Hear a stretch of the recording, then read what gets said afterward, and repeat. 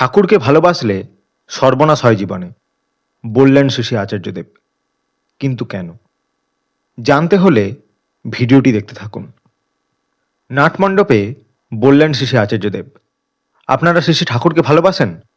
সবাই একযোগে বলে উঠলেন, আজ্ঞে হ্যাঁ। ভালোবাসলে সর্বনাশ হয়। আপনাদের জীবনে কি সর্বনাশ হয়েছে? উপস্থিত সবাই হকচকিয়ে যান তার কথায়। কিছুক্ষণ চুপ থেকে তিনি বললেন, ভালোবাসায় কোথাও আমি নেই, সবটাই তুমি। আমিত্বের সবটুকু নাশ না হলে, সর্বনাশ না হলে ভালোবাসা হয়? সে ভালোবাসা ব্যক্তি সুখে ব্যক্তি স্বার্থে আটকে থাকে না, ছড়িয়ে পড়ে। বলে চললেন তিনি, এই জীবন দ্বিতীয়বার পাবো কিনা জানি না, কিন্তু এই জীবনে তোমাকে পেয়েছি প্রভু। অনাবিল আনন্দ করে তোমাকে উপভোগ করব। আমি শুধুই ঠাকুরের, আর কারো নয়। আমার যা কিছু করার পিছনে থাকে একমাত্র তাঁকে খুশি করতে যাওয়া। কারণের বাঁধনে বাঁধা থাকে আমাদের প্রতিটি ক্রিয়া। আমার সব কিছু করার পিছনে কারণের বাঁধন ঠাকুরকে খুশি করা। জীবনকে উপভোগ করতে হলে এই কারণের বাঁধনটা আবশ্যক। আমি পড়াশোনা করছি ঠাকুর তোমাকে খুশি করার জন্য। আমি অসুস্থ হয়েছি, আমাকে সুস্থ হতে হবে, কারণ ঠাকুর আমাকে সুস্থ দেখতে চান। আমার ঠাকুর কি এইভাবে পড়তে বসতেন?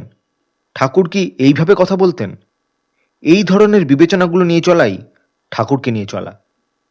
ভালোবাসায় ভরণ আছে, সেখানে তার মনের মতো হয়ে উঠতে চাওয়ার ইচ্ছেটাই সবসময় মনে জেগে থাকে।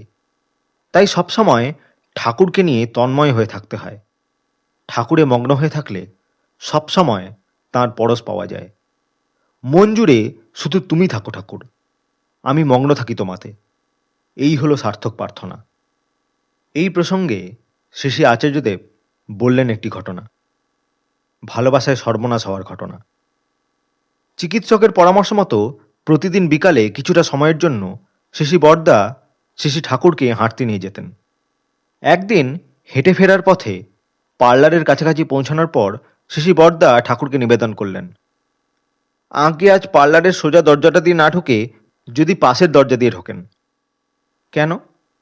ওই পাশের দরজাটার চৌকাঠের বড় মন খারাপ। ওই দরজা দিয়ে কখনো তো ঢোকেন না, তাই ওর বড় মনে কষ্ট।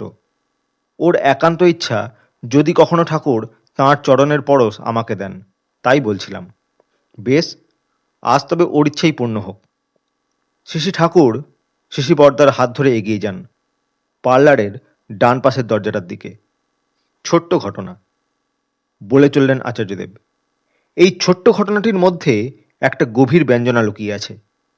শ্রী বরদার মধ্যে এখানে তিনটি সত্তা নিহিত থাকে, সন্তান সত্তা, সেবক সত্তা, ভক্ত সত্তা। সন্তান হিসেবে তিনি চাইছেন তার পিতা আরও কিছুটা সময় তার হাতটা ধরে থাকুন। সোজা দরজা দিয়ে পার্লারে না ঢুকে যদি ডান পাশের দরজা দিয়ে তিনি ঢোকেন, তাহলে আরও কিছুটা সময় তাঁর হাতের পরশ পাব। তার হাত থাকবে আমার হাতের উপরে।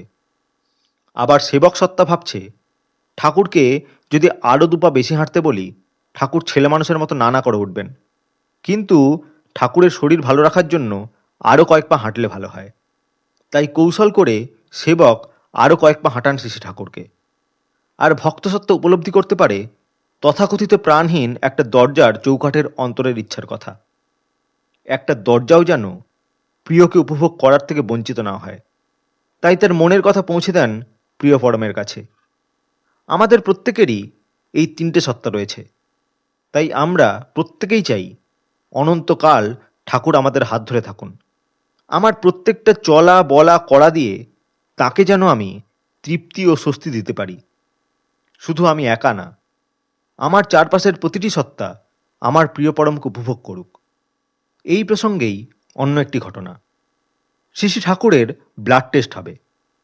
সকাল থেকে একে একে আশ্রমিক চিকিৎসকরা ঠাকুরের কাছে যাচ্ছেন আর হতাশ হয়ে ফিরে আসছেন। ঠাকুর কারো সাথে কোনো কথা বলছেন না, মুখ ফিরিয়ে চুপ হয়ে শুয়ে রয়েছেন। বাকি রয়েছেন কেবল ডাক্তার ধীরেন্দ্র কিশোর ভট্টাচার্য। সবাই তাকে বললেন, ধীরেন্দা দেখেন আপনি যদি পারেন।